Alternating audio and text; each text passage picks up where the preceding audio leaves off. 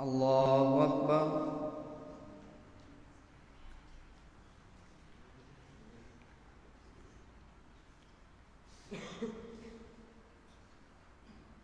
الحمد لله رب العالمين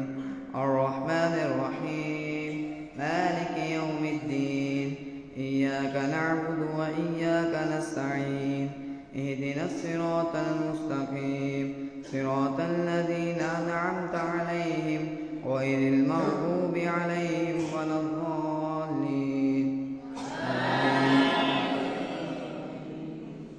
إن الذين توفاهم الملائكة ظالمي أنفسهم قالوا فيما كنتم قالوا كنا مستضعفين في الأرض قالوا ألم تكن أرض الله واسعة فتهاجروا فيها فأولئك مأواهم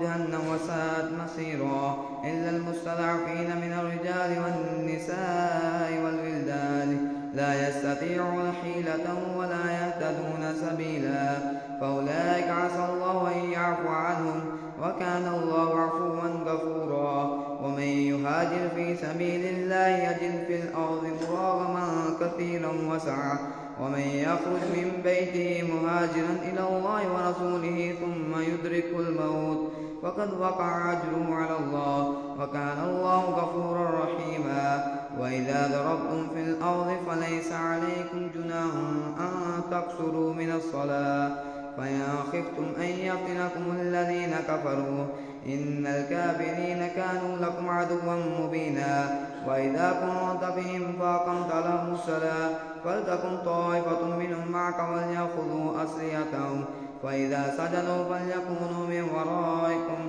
ولتأت طائفة أخرى لم يصلوا فليصلوا معك وليأخذوا حذرهم وأسلحتهم